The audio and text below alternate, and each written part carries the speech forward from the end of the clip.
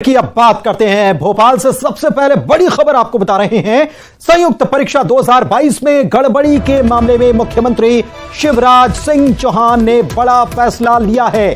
बड़ी खबर आपको बता रहे हैं, सीएम ने नियुक्तियों पर रोक लगाई है। सेंटर के परिणाम का फिर से परीक्षण किया जाएगा। यह बड़ी खबर इस वक्त आपको बता रहे हैं।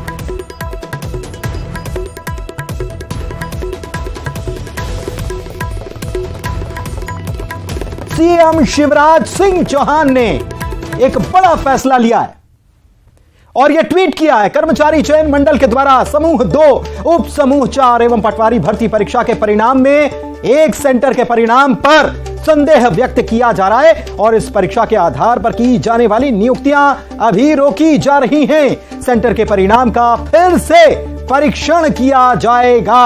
मुख्यमंत्री शिवराज सिंह चौहान ने ट्वीट किया है और फिर से परीक्षण की बात कह दी है और परिणाम को रोकने की भी बात कह दी है। नियुक्तियों पर रोक लगा दी है। मुख्यमंत्री शिवराज सिंह चौहान ने एक बड़ा फैसला लिया और बहुत बड़ी खबर इस वक्त आपको बता रहे हैं क्योंकि हर तरफ इसी की चर्चा थी और कर्मचारी चयन मंडल यानी कि व्यापम के द्वारा जो परीक्षा आयोजित की गई थी, इस पर तमाम तरीके के सवाल खड़े हो रहे थे, आरोप लगाए जा रहे थे और विपक्ष भी हमलावर था सरकार पर। लेकिन सरकार की तरफ से यह कहा भी जा रहा था कि इसमें कोई गड़बड़ी नहीं हुई है। अगर गड़बड़ी हुई है तो उसके साक्ष्य लाए जाने चाहिए। लेकिन इसके बावजूद भी जब आरोप लगे तो मुख्यमंत्री ने पहल करते हुए, जिस बात की मांग भी कर रहा था विपक्ष, पहल करते हुए कहा है कि पूरे मामले की जांच कराएंगे। बड़ा फैसला लिया है और नियुक्तियों पर ही रोक लगा दी है। सेंटर के परिणाम का फिर से परीक्षण किया जाएगा। मुख्यमंत्री शिवराज सिंह चौहान ने यह भी कहा है। शैलेंद्र भदौरिया हमारे संवाददाता हमारे साथ लाइव जुड़े हुए हैं, सीधे उन्हीं से बात करते हैं। शैलेंद्र, बहुत बड़ी खबर इस वक्त की यह है कि फिर से सेंटर के परिणाम का पुनः परीक्षण किया जाएगा और फिलहाल नियुक्तियां रोकी जा रही हैं क्योंकि इस पर बहुत बवाल मचा, प्रदर्शन तक हुआ, विपक्ष ने सवाल उठाए। लेकिन सरकार ने कहा कि अगर गड़बड़ी की आप बात कर रहे हैं तो हम फिर से चेक करा लेंगे। बिल्कुल पुनीत, आपने ठीक कहा कि बहुत बड़ी खबर है, खासकर उन लोगों के लिए जो लगातार प्रदर्शन कर रहे थे।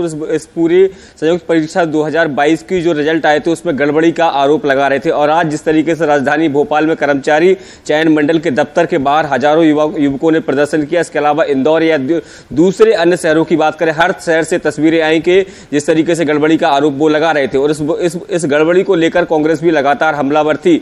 चूंकि जब 2 दिन सदन चला, सदन के दौरान भी ये मुद्दा उठाया गया, बार बार ये मुद्दे को उठाया गया कि ये व्यापम जैसा कोई घोटाला है। जो कर्मचारी मंडल ने जो परीक्षा आयोजित की है उसमें एक ही सेंटर से बड़ी संख्या में लोग टॉपर्स कैसे हो सकते। ग्वालियर के एक निजी कॉलेज जो कि एक विधायक का कॉलेज है, उस पर यह आरोप लगे कि उस कॉलेज से कई टॉपर्स जो है वो सामने निकल कर आए।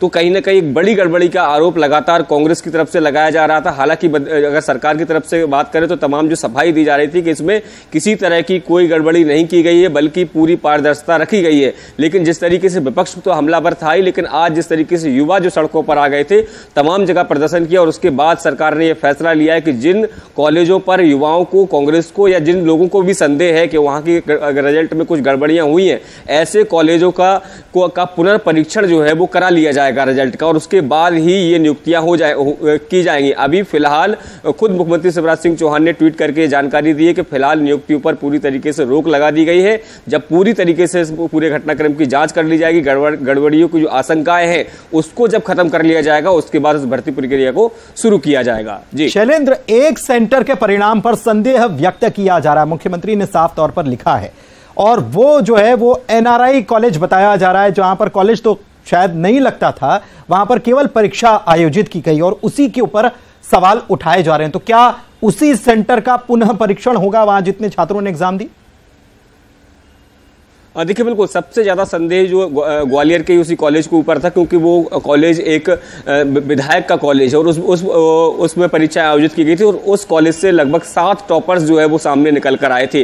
तो ऐसे में पहले कांग्रेस, बाद में युवाओं ने भी ये आवाज उठाई थी कि एक कॉलेज से 7 टॉपर कैसे हो सकते हैं, और तमाम तरह की गड़बड़ियों के आरोप भी कांग्रेस ने लगाए थे। कल बाकायदा मध्य प्रदेश के पूर्व पीसीसी चीफ अरुण यादव ने प्रेस कॉन्फ्रेंस की थी, कई दस्तावेज जो है वो मीडिया के सामने रखे थे और ये मांग की थी कि साक्ष्य के आधार पर वो बात कर रहे हैं, ऐसे में सरकार को इस मामले में संज्ञान लेना चाहिए। हालांकि आज सुबह जब मध्य प्रदेश के गृह मंत्री से जब सवाल किया गया था, उन्होंने साफ इनकार किया था किसी तरह की कोई गड़बड़ी नहीं है। लेकिन जिस तरीके से अब खुद मुख्यमंत्री शिवराज सिंह चौहान ने इस पूरे मामले में पहल करते हुए न केवल उस सेंटर के बल्कि जिन सेंटर्स पर भी संदेह जताया गया है या जिनके बारे में भी कोई तथ्य सरकार को दिए जाएंगे, ऐसे सभी सेंटर्स के पुनर्परीक्षण कराया जाएगा और पुनर्परीक्षण के बाद ही परिणाम जो है वो दोबारा से घोषित होंगे और उसके बाद जो नियुक्तियां हैं वो की जा सकेंगी। चलिए, बहुत शुक्रिया आपका इस तमाम जानकारी के लिए। तो उसके बाद नियुक्तियां की जा सकेंगी ये कहा जा रहा है। एक बड़ा फैसला सरकार की तरफ से इस पूरे मामले को लेकर कर लिया गया है।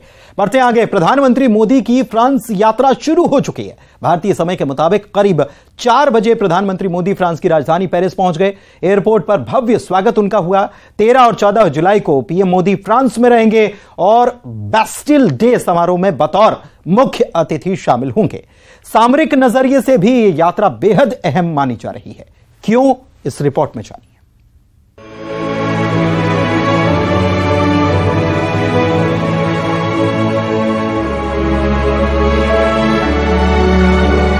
फ्रांस और यूएई की यात्रा के पहले पड़ाव में पीएम मोदी का प्लेन एयर इंडिया 1 गुरुवार को पेरिस में उतरा।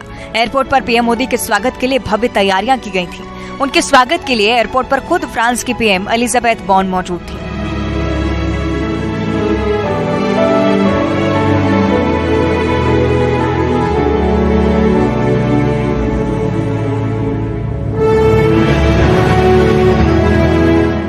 एयरपोर्ट से पीएम का काफिला आगे बढ़ा तो पेरिस में भारतीय समुदाय के लोग पलक पावड़े बिछाए उनका इंतजार कर रहे थे। लोगों के हाथों में तिरंगा था और जुबान पर मोदी मोदी। पीएम मोदी भी भारतीय समुदाय के लोगों से गर्मजोशी से मिले।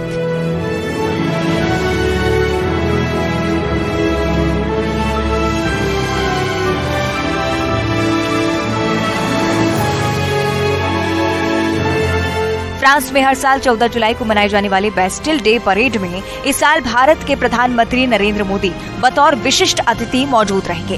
फ्रांस के राष्ट्रपति इमैनुअल मैक्रों ने पीएम मोदी को इस समारोह के लिए खास निमंत्रण दिया था। फ्रांस के लिए 14 जुलाई यानी कि बेस्टिल डे किसी त्योहार से कम नहीं है। ये फ्रेंच रिवॉल्यूशन यानी कि फ्रांसीसी क्रांति की एक प्रमुख घटना की याद में मनाया जाता है। साल 1880 के बाद से लगातार चल रही बेस्टिल दिवस सैन्य परेड का आयोजन आज तक सिर्फ 2 बार नहीं हो पाया। पहली बार साल 1940 से 1944 के दौरान वर्ल्ड वॉर 2 की वजह से इस परेड का आयोजन नहीं हो पाया था। दूसरी बार साल 2020 में कोरोना वायरस की वजह से परेड कैंसिल कर दी गई थी।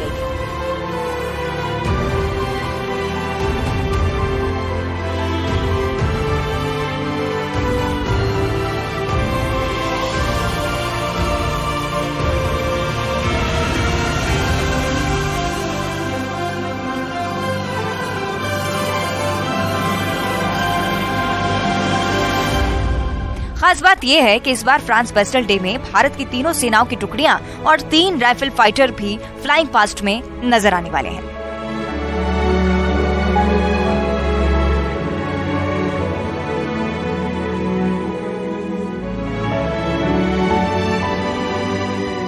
बेस्टिल दिवस के दिन यानी कि 14 जुलाई को शाम में लोअर संग्रहालय में प्रधानमंत्री नरेंद्र मोदी के सम्मान में आयोजित राज्य के भोज के साथ कार्यक्रम का समापन किया जाएगा। भारत के प्रधानमंत्री नरेंद्र मोदी के अपने कार्यकाल में 6ठी फ्रांस यात्रा है। इस यात्रा के दौरान पीएम मोदी फ्रांस के प्रधानमंत्री, सीनेट और नेशनल असेंबली के अध्यक्षों सहित फ्रांस के राजनीतिक नेतृत्व के साथ बातचीत करेंगे। पीएम मोदी की इस यात्रा के दौरान ये भी उम्मीद की जा रही है कि भारत सरकार की फ्रांस के साथ 26 राफेल एम यानी कि राफेल मरीन फाइटर जेट और 3 स्कॉर्पियन पनडुब्बियों की खरीद को लेकर डील हो सकती है। दोनों देशों के बीच को प्रोडक्शन, को डिजाइन, को डेवलपमेंट, आत्मनिर्भर भारत की प्राथमिकताएं हैं। पीएम मोदी की यात्रा के दौरान भारत और फ्रांस के बीच सुरक्षा, अंतरिक्ष, असैन्य परमाणु क्षेत्र में संलग्नता, साइबर, जलवायु परिवर्तन, तकनीक और आतंकवाद का मुकाबला जैसे कई मुद्दों पर चर्चा होने की उम्मीद जाहिर की जा रही है। Bureau report, news 18।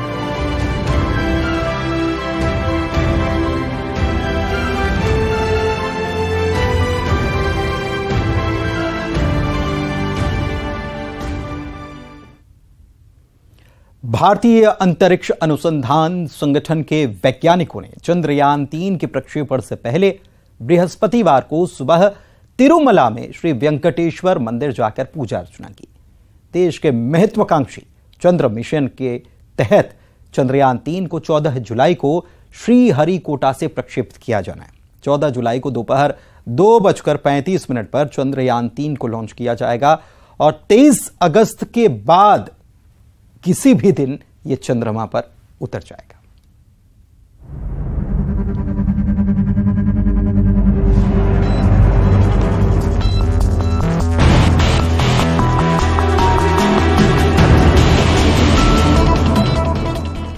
भारत अब चांद पर उतरने के लिए तैयार है। भारतीय स्पेस एजेंसी इसरो ने चंद्रयान 3 की लॉन्चिंग की तैयारियां पूरी कर ली हैं। 14 जुलाई श्रीहरिकोटा के सतीश धवन अंतरिक्ष केंद्र चंद्रयान 3 का प्रक्षेपण किया जाएगा।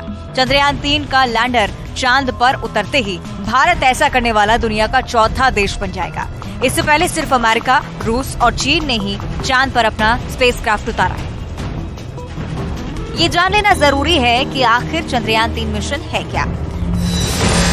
इसरो यानी कि भारतीय अंतरिक्ष अनुसंधान संगठन का ये मिशन चांद की स्टडी के लिए है। श्रीहरिकोटा के सतीश धवन स्पेस सेंटर से चंद्रयान 3 की लॉन्चिंग होगी। जानकारी के मुताबिक इसकी सारी टेस्टिंग पूरी हो चुकी है और पेलोड्स भी लगाए जा चुके हैं। चंद्रयान 2 मिशन के दौरान लैंडर चांद पर सॉफ्ट लैंडिंग में नाकाम रहा था, लिहाजा इस बार लैंडर की लैंडिंग तकनीक में बदलाव किया गया है। पूरी उम्मीद है कि चंद्रयान 3 का लैंडर चांद पर लैंड करने में कामयाब रहेगा। चंद्रयान 3 एक बेहद अहम स्पेस मिशन है और इसके जरिए चांद की सतह पर रोशनी और खनिजों की हिट के आधार पर स्टडी की जाएगी। चांद पर थर्मल कंडक्टिविटी और तापमान का अध्ययन किया जाएगा। साथ ही चांद पर भूकंपों की जानकारी जमा की जाएगी।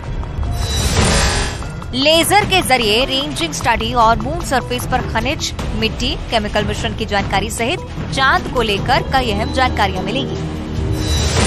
चांद के दक्षिणी ध्रुव पर उतरेगा चंद्रयान 3। चंद्रयान 3 को चंद्रमा के दक्षिणी ध्रुव पर उतारा जाएगा। Third mission to moon. Please. No. Just tell about Chandrayaan 3. Fine. Okay. Thank you. We have a launch tomorrow. Yes. Thank you. Okay. Was planned, sir. Everything was planned. Yes. इस मिशन को सफलतापूर्वक पूरा करने के लिए इसमें कई अतिरिक्त सेंसर्स को जोड़ा गया है। इसकी गति को मापने के लिए इसमें एक लेजर डॉपलर वेलोसिमीटर सिस्टम लगाया गया है। GSLV Mk3 से किया जाएगा लॉन्च। चंद्रयान 3 मिशन को श्रीहरिकोटा के सतीश धवन अंतरिक्ष केंद्र से GSLV Mk3 से लॉन्च किया जाएगा।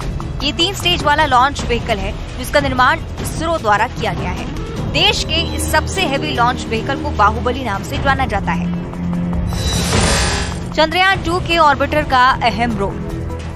इसरो ने चंद्रयान 3 के लिए ऑर्बिटर नहीं बनाया है। चंद्रयान 2 का ऑर्बिटर पहले से ही चंद्रमा के चक्कर काट रहा है। अब इसरो इसका इस्तेमाल करेगा।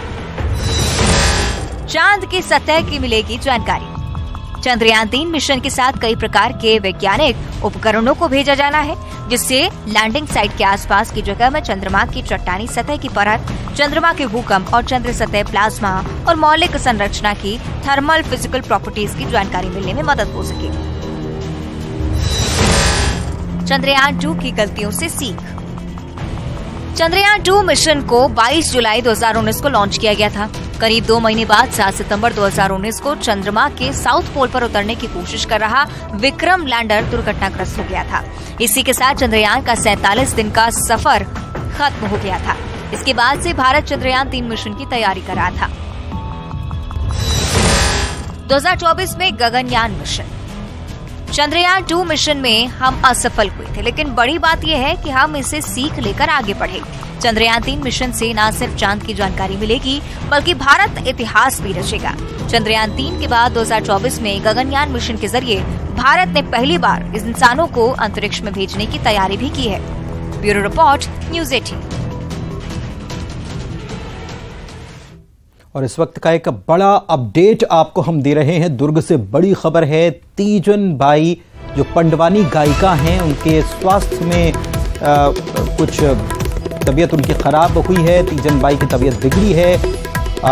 पद्मश्री और पद्म भूषण सम्मान उनको मिल चुका है। पैरालिसिस अटैक दरअसल उन्हें आया है।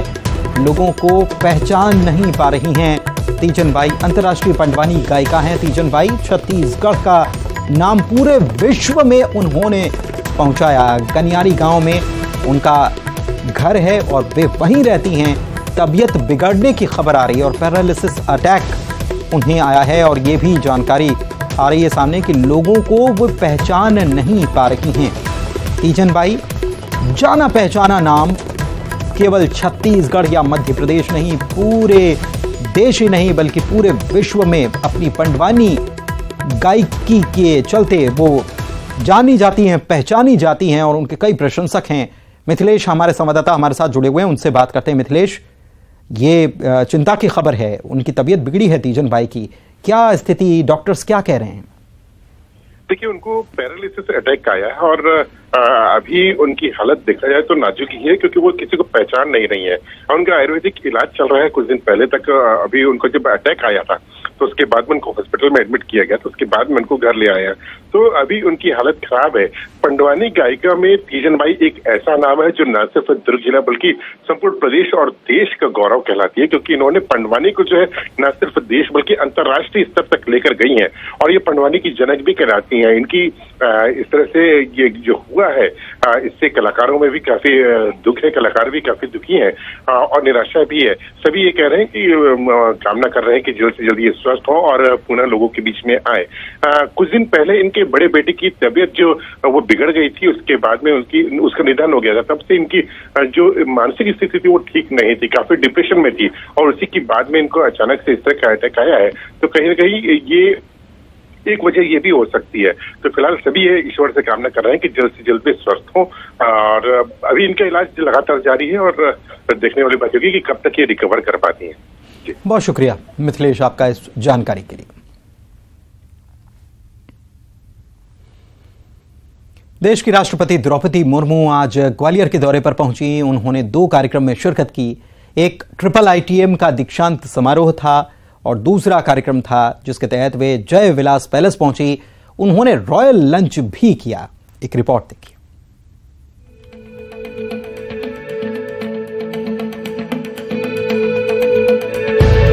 देश की राष्ट्रपति द्रौपदी मुर्मू आज ग्वालियर में थी, जहां राज्यपाल मंगूभाई पटेल और प्रदेश के मुख्यमंत्री शिवराज सिंह चौहान ने उनका स्वागत किया। इसके बाद एयरफोर्स स्टेशन से उनका काफिला जय विलास पैलेस पहुंचा, जहां उनके लिए रॉयल लंच रखा गया था। पैलेस में राष्ट्रपति का स्वागत केंद्रीय मंत्री ज्योतिरादित्य सिंधिया और उनकी पत्नी प्रियदर्शनी राजे ने किया।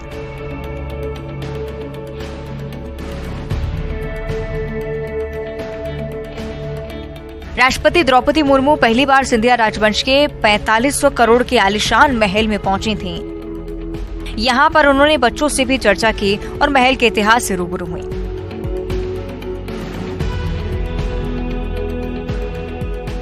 यहां राष्ट्रपति ने महल की मराठा गैलरी का अवलोकन भी किया और विशाल संग्रहालय भी देखा। इसके अलावा राष्ट्रपति द्रौपदी मुर्मू ने यहां पर पत्थर से बनी उस नाव को भी देखा जिसमें भगवान राम, सीता, लक्ष्मण के वनवास में नदी पार करने के दौरान का चित्रण है। ये पत्थर की नाव पानी में नहीं डूबती है। इसे राष्ट्रपति पुरस्कार प्राप्त मूर्तिकार ग्वालियर के दीपक विश्वकर्मा ने बनाया है। वहीं इसके साथ ही राष्ट्रपति द्रौपदी मुर्मू ने सिंधिया ट्रस्ट के 1949 में गरीबों के लिए बनाए गए AMI शिशु मंदिर स्कूल के बच्चों से भी मुलाकात की। इसके साथ ही उन्होंने सिंधिया कन्या विद्यालय और सिंधिया बॉयज फोर्ट स्कूल के छात्र छात्राएं और शिक्षकों से भी मुलाकात की।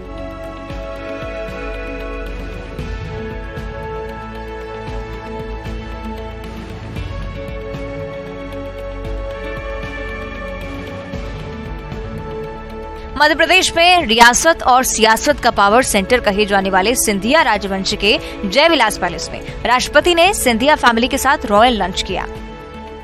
उनके लिए महल में खास सात्विक भोजन तैयार किया गया था। इस भोजन में अदरक, लहसुन, प्याज, काला नमक और चाट मसाले इस्तेमाल नहीं किए गए थे। भोज में राष्ट्रपति की खास पसंदीदा ओडिशा की संतुला डिश भी बनाई गई थी। इसके लिए हल्दी वाला गाय का दूध और multigrain bread sandwich, green tea भी तैयार की गई। इसके बाद राष्ट्रपति ट्रिपल आईटीएम के दीक्षांत समारोह में शामिल हुई और फिर महाराजपुरा एयरफोर्स स्टेशन से रवाना हो गई। Bureau report, news 18।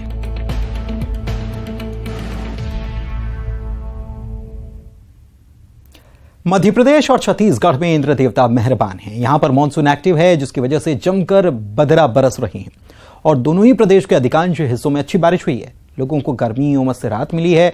जल भराव की वजह से हालांकि कई जगहों पर दिक्कत का सामना भी करना पड़ रहा है।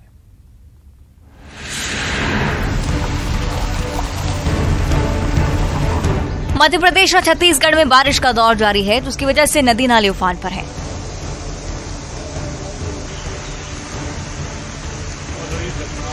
जल भराव से लोगों को भारी परेशानियों का सामना करना पड़ रहा है। ये तस्वीरें बड़वानी की हैं, जहां नर्मदा नदी खतरे के निशान के पार पहुंच गई है। इसका जलस्तर 23.9 मीटर तक पहुंच गया है। इंदिरा सागर और ओंकारेश्वर परियोजना के बांध से पानी छोड़ा जा रहा है। 138 मीटर के आसपास जो है डूब प्रभावित क्षेत्र आता है। तो वर्तमान में तो कोई समस्या नहीं है, फिर भी जो है लोगों को इसके बारे में समझाई दी जा रही है और एनवीडीए के हम जो है कांस्टेंट टच में है कि एकदम से पानी बढ़ता है, कुछ अगर होता है तो एक्शन ली जा सके। इधर बुरहानपुर ताप्ती नदी उफान पर है। पुल के ऊपर से पानी बह रहा है, जिससे कई गांवों का संपर्क टूट गया है। पुल पर आवाजाही रोकने के लिए पुलिस ने बैरिकेडिंग कर रखी है। वहीं शाजापुर में भी नदी नाले उफान पर हैं। निचले इलाकों में पानी भर रहा है। इसकी वजह से जल भराव की समस्या से लोगों को जूझना पड़ रहा है। निचली पुलियाओं के ऊपर पानी आ गया है और जो निचली रपट है उस पर से पानी गुजर रहा है। शहर की जो मुख्य नदी है सीलन नदी, उसमें भी पानी का तेज बहाव देखने को मिल रहा है। शहर के कई इलाकों जो निचले इलाके थे वहां पर पानी भर गया और एक बार फिर नगर पालिका के दावों की पोल खुली है। पानी सड़क पर भरने के कारण लोगों को आवागमन में खासी परेशानी हो रही है। स्थानीय दुकानदार भी परेशान हैं। फिलहाल बारिश से थोड़ी राहत है, लेकिन मौसम विभाग का जो अलर्ट है उसके मुताबिक अगले कुछ घंटों तक रिमझिम बारिश का दौर जारी रहेगा। श्योपुर में पिछले कई दिनों से हुई बारिश की वजह से सीप नदी भी उफान पर है। इसके चलते नदी पर बना रपटा पानी में डूब चुका है। मानपुर के ढोडर इलाके के 40 से ज्यादा गांव का संपर्क कट गया है। सुरक्षा के लिहाज से मौके पर चेतावनी बोर्ड और बैरिकेडिंग की गई है, लेकिन इसके बावजूद राहगीर और वाहन चालक जान जोखिम में डालकर पानी में डूबे रपटे को पार कर रहे हैं। भारी परेशानी है सब। रात के टाइम बह जाओ, दिन में आदमी बह जाओ, में ओवर पानी हो जावे, नया कश्ती पटके तो वह पलट जाओ, बह जाओ। इनमें बिल्कुल आवागमन में परेशानी है, उतरने में, आने जाने में। कस्बा गांव पड़ता है मानपुर, मेन मार्केट पड़ता है हमारे ये इसका, तो हमको इसमें आने की बहुत परेशानी आती है। बरसात में क्या, सर्दियों में भी पानी रहता है इसमें। रात में निकलने में परेशानी आती है, कम पानी हो जाता है जब मगरमच्छ का डर रहता है इसमें। कई बार कई लोग कहीं कर गिर गए, किसी की मोटरसाइकिल गिर गई, किसी के ट्रैक्टर पलट गए, खत्म हो गया, मर भी गए। गवर्नमेंट का कोई ध्यान नहीं है। आवाजाही करने वाले जो लोग हैं लगातार जान का जोखिम उठा करके सफर कर रहे हैं, इस पानी में डूबे हुए रपटे को पार कर रहे हैं। इस वजह से कोई भी अप्रिय घटना यहाँ पर हो सकती है, इसे लेकर के जिम्मेदार अधिकारियों को इस पर ध्यान देने की जरूरत है। छत्तीसगढ़ में मानसून पर ब्रेक लगने के बाद फिर से बारिश की संभावना जाहिर की गई है। प्रदेश के कुछ जिलों में पिछले 3 दिनों से उमस वाली गर्मी से अब राहत मिलने वाली है। मौसम विभाग ने राजनांदगांव, कांकेर, नारायणपुर, बीजापुर में भारी बारिश का अलर्ट जारी किया है, जबकि प्रदेश के बाकी हिस्सों में 16 जुलाई से अच्छी बारिश के आसार हैं। Bureau report, news 18।